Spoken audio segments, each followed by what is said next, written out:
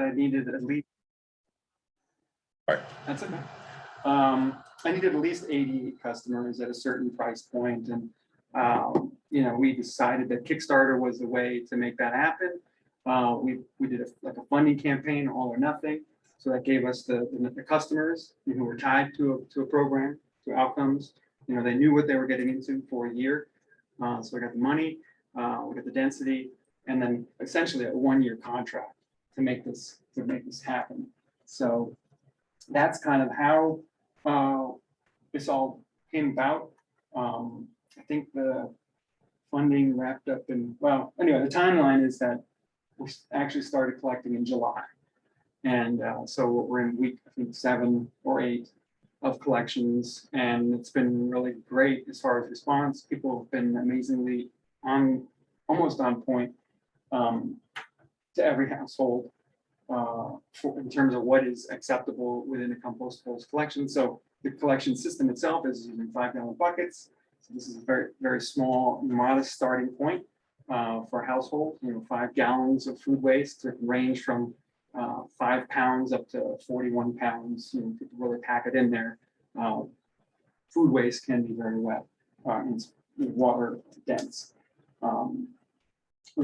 I've adjusted services, added things, you know, additional buckets, clean outs to kind of address things that I thought would be helpful and add value to the service to the customers, because this is, again, something that I'm not used to doing.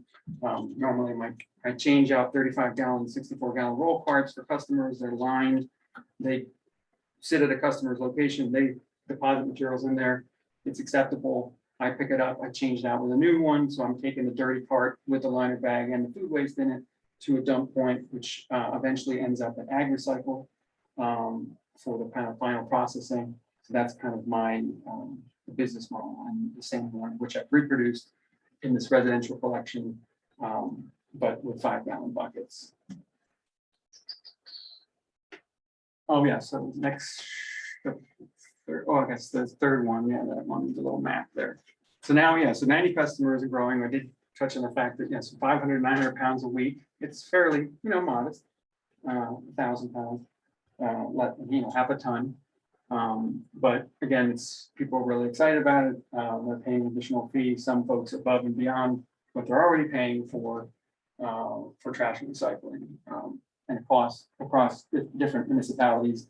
And this is meant to be kind of like, hey, what is anybody really interested in this, and to what degree are they? So this is that experiment that we're conducting right now. The platform that I use allows folks to sign up for service reminders. You kind of automatically opted in, you can opt out. Contamination feedbacks can be given to folks immediately upon collection. I can snap a picture and send them a little reminder to the degree that I can help change people's understanding about what's acceptable. I can make that happen right on the route immediately once the collection has happened. Residents can sign in and see what is their cumulative collection amounts, pounds, and then that impact environmentally in terms of gallons of gas offset, or I forget what else it says, carbon dioxide equivalent, I believe. So the last slide there, future project directions. You know, I've been, you know, worked for Pennsylvania Resources Council for 4 years. I did both commercial consulting and special events collections. I then moved on to the city of Pittsburgh as their recycling supervisor for about 4 years. Got tired of that shtick and thought, hey, how can I do something that feels tangible, immediate, every day? And kind of fell into this as a friend of mine was struggling with, and you know, kind of throwing his hands up, took over this commercial route and have to try to take it and make it something that's commercially viable, and a job that keeps me from needing to have a boss or lots of bosses. Now I have 150 individuals with needs and such. So, but beyond that, you know, I do have a larger concept of different issues in the region and directions places could go or not. You know, one of them being, well, obviously within the business itself, education via the platform, social media, about additional items beyond just compost. Right now, that's something I'm still struggling with. As just maintaining collections is a challenge itself. Hiring folks would help make that happen. Getting in front of commercial accounts, now that I'm in the area, it only makes sense to collect folks at least along the 65 corridor or in the municipalities themselves. Edgeworth, less so much. Some of those commercial places are above what I would want to service, but certainly some of the smaller business within Swickley in their business district, and then of course Emsworth right here, small businesses that could actually benefit from small scale 35 or 64 gallon collection. Drop off sites, for the folks that are outside of municipal, or just the cost of collecting them at this point is a little much. Their drop off options could be something that could be added to. As I'm driving around, getting 5 gallons of food waste from customers, I'm seeing bags of grass clippings and going, oh my God, why? I could just leave this bag, this 5 gallon bucket of food waste and take this grass clippings, and the environmental benefit would be better, but why not grab it all at some point? And then that becomes less of a headache for some municipalities who may have only either drop off or seasonal collections for fall and spring. It keeps that stuff out of the landfill, and then potentially work together with municipalities interested in pursuing adding food waste compost to their existing yard debris programs to kind of juice that material, maybe move more material through, or look at managed contracts or partnerships. And then kind of like crazy idea would be in the wastewater treatment plants that could have benefit from the addition of certain specific waste streams that could add to energy production, if that's something that they want to pursue with their treatment plants. And I think that's pretty much it. That's a very brief, broad overview. Appreciate your time. And any questions? Julie? I'm a customer, and this service is like really cool. It allows you to change your habits about what you're throwing away in your trash. And it took a little bit of an adjustment, but when I started to see how much could go into this composting bin that I was throwing into my garbage can, I couldn't believe it. And then that stuff just gets turned into dirt. So you're diverting it from the landfill. People in Swickley love it.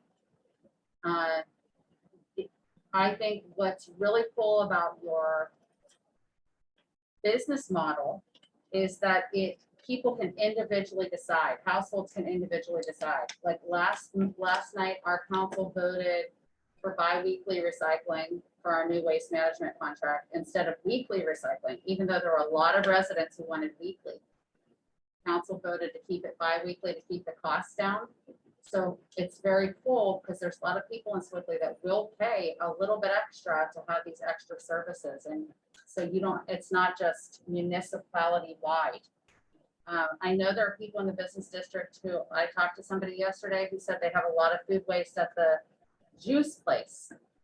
And this girl was in high school. She works there. So I was telling her about your service last night after she babysat my daughter. So it's just very cool. I'm so glad you're doing it. And I know Sustainable Swickley is really into like continuing to partner with you. I know like I will totally advocate at the borough level in Swickley for your services. So thank you. It's very cool. And then just real quick, my goal for this is to just get this idea in front of you guys. And if it's something that intrigues you, you can maybe invite Kyle to your individual council meetings or whatever the case might be. And maybe it works for some members in your community. So if you have any questions, feel free to reach out to me. I'll hook you up with Kyle as far as send an email and introduce you guys, and we'll go from there. Hey guys, this is Curtis Reiner from Glenfield. We actually have had quite a few residents come to us with sort of inquiries about like a municipal yard debris pickup sort of program. So I'd be like interested in talking to Kyle offline to see, if that's something he'd like to grow, because we've had a lot of inquiries about that lately. So We have those as well. I think it's a problem somewhere, people dumping wherever they can find a place to dump, Yeah, people don't have, just bushes and shrubs. there's, yeah, there's not a lot of wooded areas for people to just throw their grass clippings, which is what I think people do if they have a wooded area. Yeah, certainly the opportunities there. The truck is rolling down the road. It's a box truck currently because that's what works for the commercial collections. But the big players, I'm not necessarily trying to be the 30 cubic yard packer truck, because I think that it poses its own problems with cost and liability and other things like that. 3 miles per gallon. But is there something else, other way, sweet spot in the middle, pump trucks, side loaders, different things that can. I'm touching bins that are right next to yard debris, and that's like, that's makes sense now to start to collect that stuff. And it's just a matter of operationally, how does that mix together? Currently, generally, the plan programs have usually bifurcated, yard debris is one, and because of the ways, I think primarily in which we treat these materials, yard debris needing some pre-treatment prior to building compost piles, so tub grinding or chipping or hammer mills versus food waste, which just add chips and go at the right, or add chips plus grass clippings or other nitrogen source and go, because the sizing is already appropriate for composting. So getting that, figuring out what can be done, certainly. I'd love to have that conversation. I'd love to.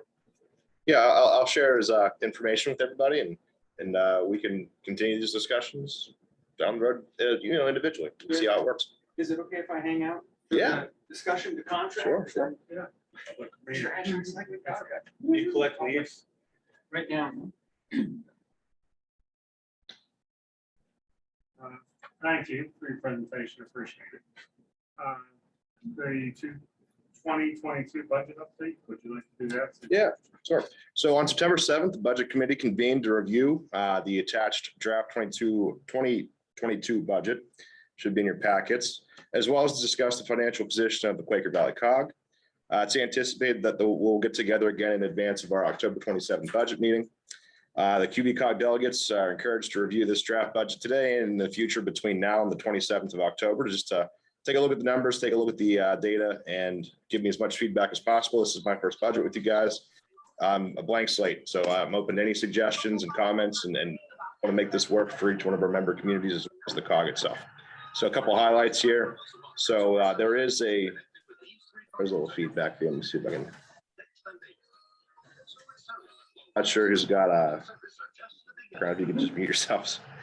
So, perfect. Okay, so there is a decrease in CDBG project management funds at about $10,000. This is expected just because we don't have an assistant in the COG anymore. Those costs were just reimbursed proportionally based on how much we spent on CDBG. So there's a little less now just because the only person in the office, there's not two of us now. So it's $10,000 less in revenue.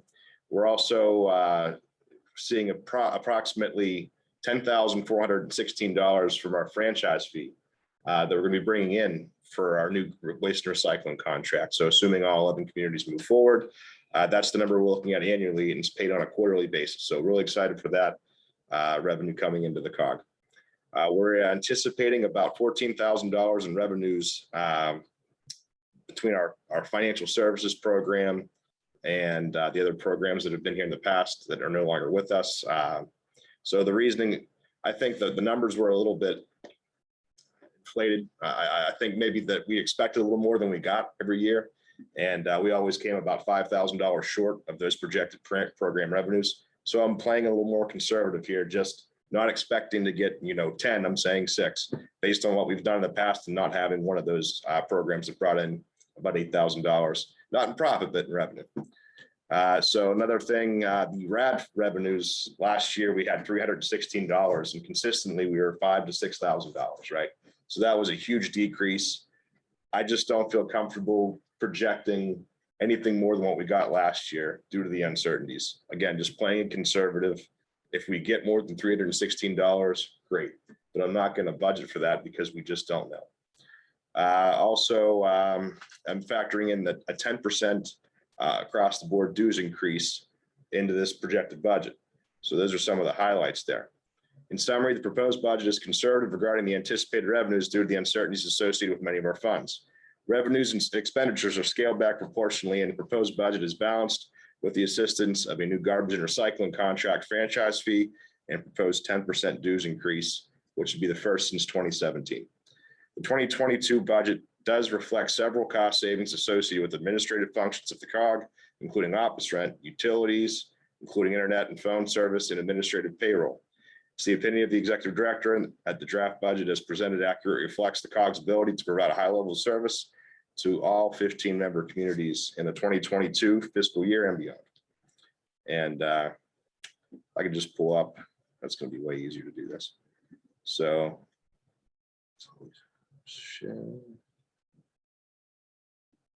hopefully everyone can see that. Make it a little bigger. So this is just the same sheet that you guys have in your packets, just on an Excel sheet. So did you guys have any feedback on this as far as the numbers, breakdowns, projections, anything like that? I'd be happy to take the comments and do this in the next month before we actually present the final budget. Hey, Patrick, this is Curtis Reiner from Glenfield. I'm just wondering if you could touch on what you mean by quarterly franchise fees for the recycling and garbage. One of the new facets of this contract that was presented, so 11 of the 15 towns are members, right? So every quarter, Waste Management will pay the COG a franchise fee based on a quarter per household in the COG, right? So 25 cents per household. There's 10,416 households as of the 2010 census. Once we get more finalized data, we can update that. We are expecting an increase in total population, so probably be a couple dozen more homes as well. So every quarter, Waste Management will pay the COG a franchise fee based on 1 quarter of, a quarter per household, basically. Okay, so that's not an additional fee that the municipalities have to pay to COG. It's coming from Waste Management. I believe we're taxing our citizens. Each household pays an extra. They're gonna get a fee from Waste Management in their bill. The dollar I gotcha. Okay. From FiOS and Comcast, and they're very blunt. They put it right on the bill, franchise fee, and they tell you the municipality is going to. So they clearly just pass it through. Yep. But yeah, that will start next year, and there's scheduled dates where they have to make those payments. So. All right, thanks.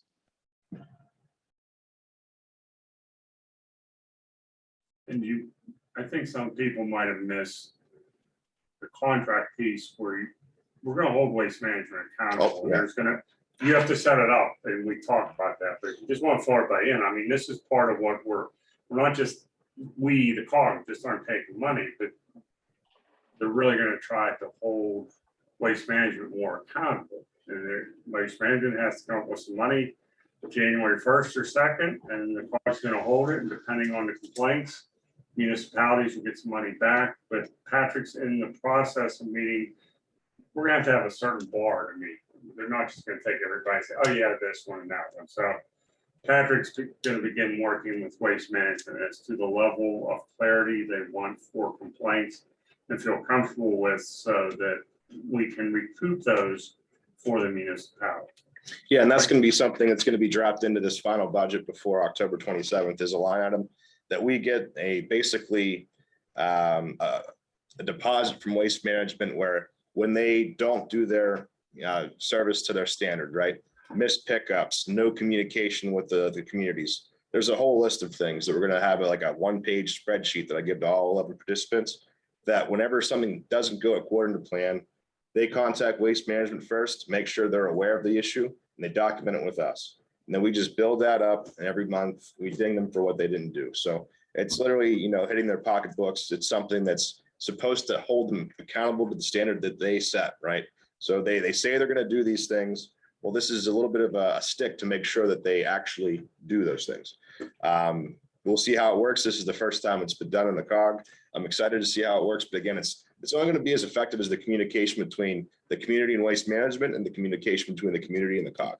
So in the next 30 days, we're going to be working with Matt Lind, Mike Christ. We're going to have the garbage committee get back together and just talk about what we need to do to make sure it's as clear and easy for the communities to take advantage of this program. How much is the deposit? I believe it's $30,000.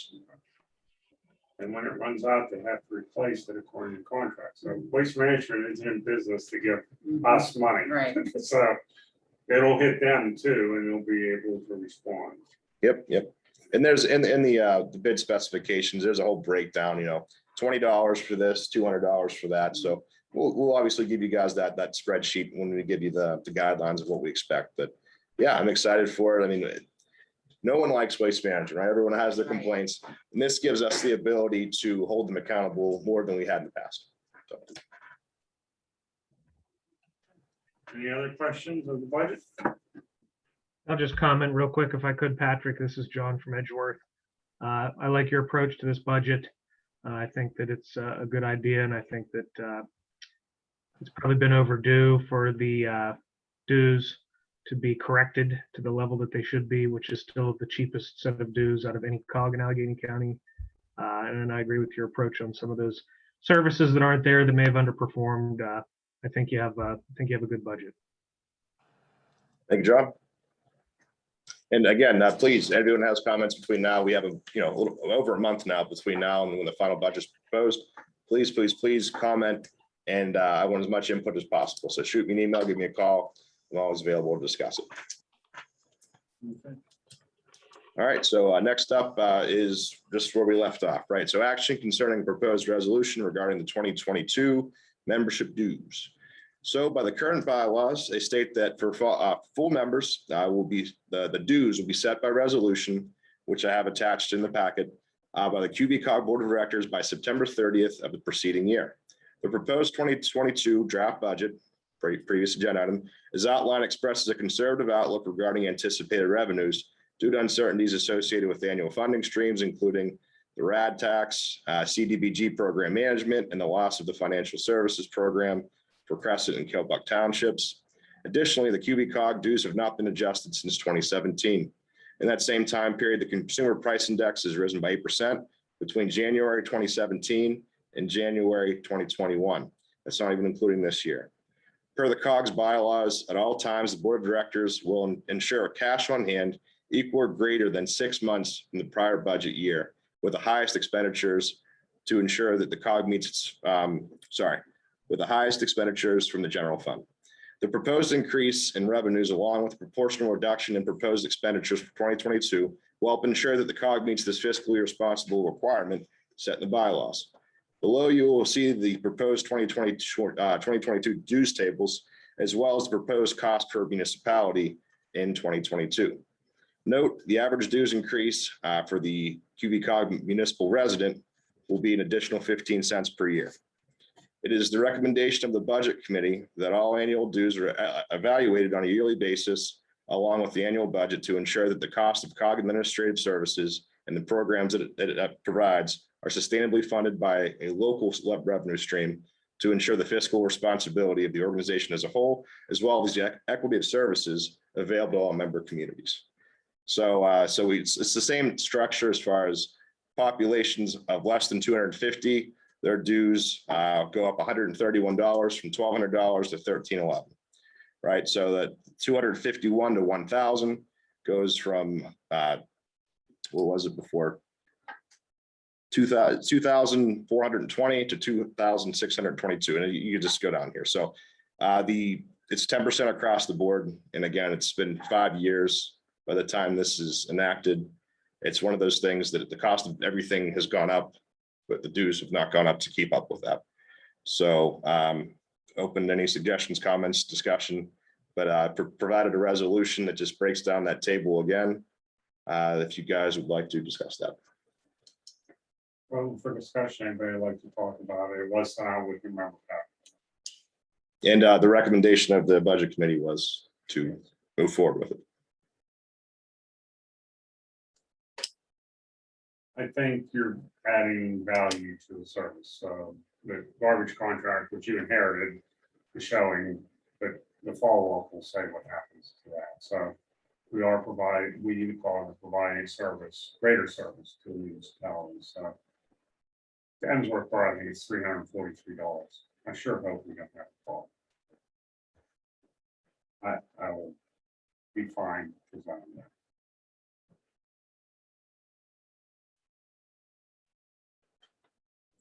If there are no questions. No, again, my connection is really bad, guys, but I'll just say again that, we've done everything to be very conservative on expenditures, including the rent and everything. And so when you look at the budget, we're doing our best to be conservative and invest where it makes sense. So I was part of the committee making a strong recommendation for this change.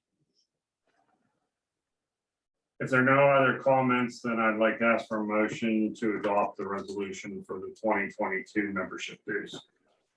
So moved. Move second. Seconded. Any further discussion?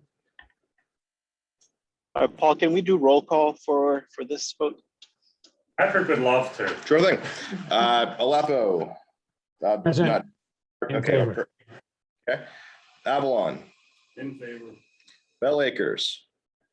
I don't think they're here. Bellevue, Aye. Ben Avon, Aye. Edgeworth, All right, Emsworth, Aye. Glen Osborne, Glenfield, Aye. Leesville, Kilbuck, In favor? Leet, Yes. Leetsdale, Swickley Borough, Aye. Swickley Heights. Aye. There we go. Motion carries.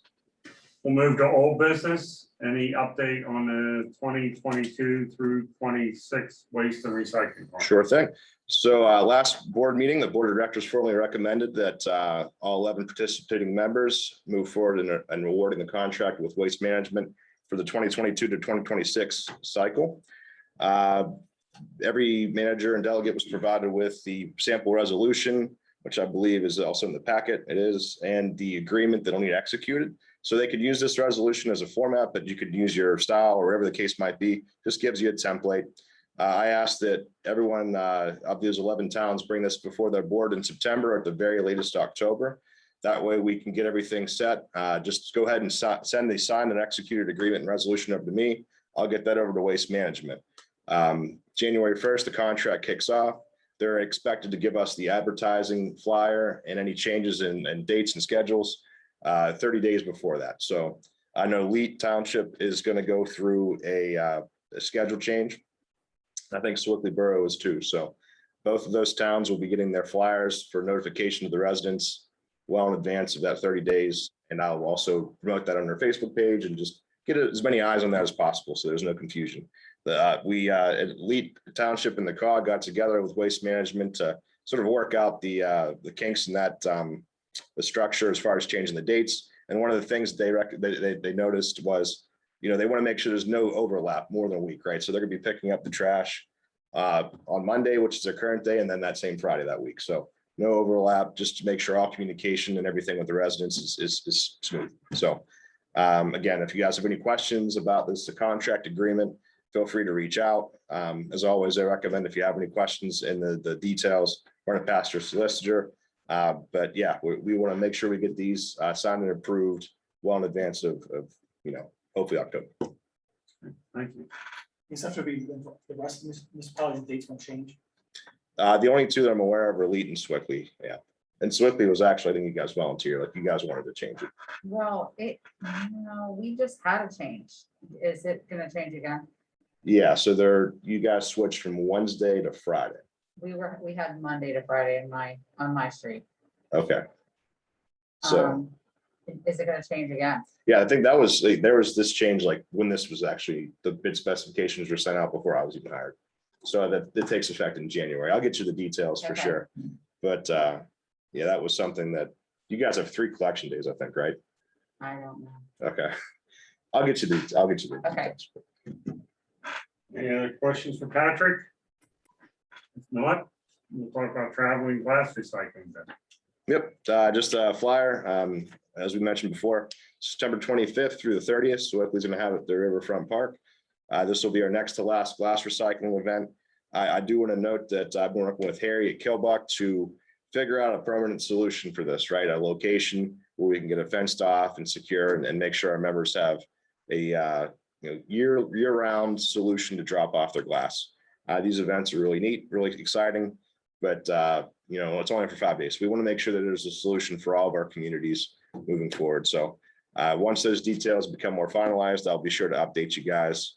And really excited about that. And it's something that kind of popped in my head when I was listening to Kyle and the what do you call it, organic waste pickup, is perhaps if we have this site, we can have a drop-off site for organic waste too, and just sort of build that into the, however we figure the price structure to pay for this.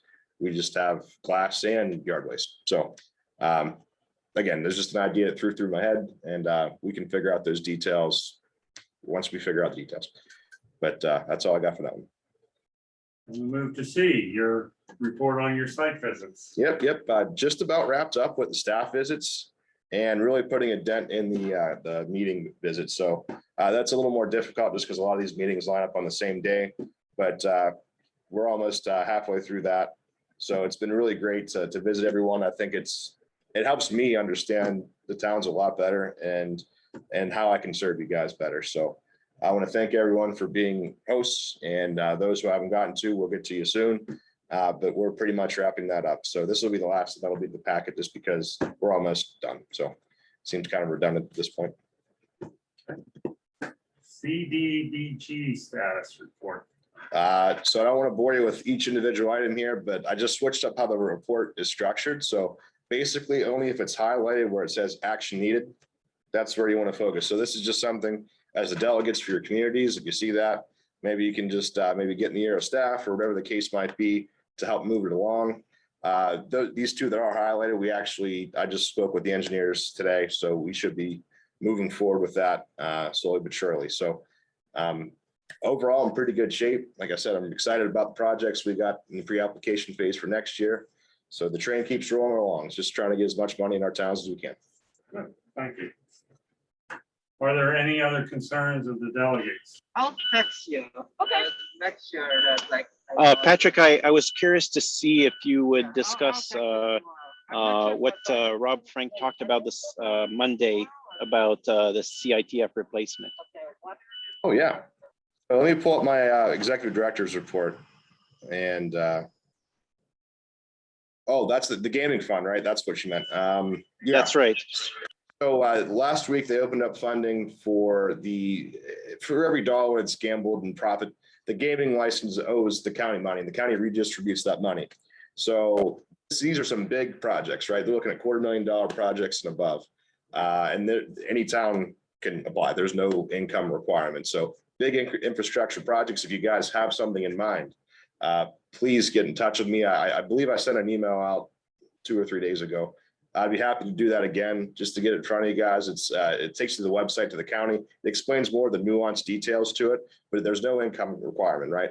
Sometimes with the larger CDBG projects, only certain communities qualify, or you have to do a certain type of project. This one's a little more flexible, right? And they're looking for big dollar projects.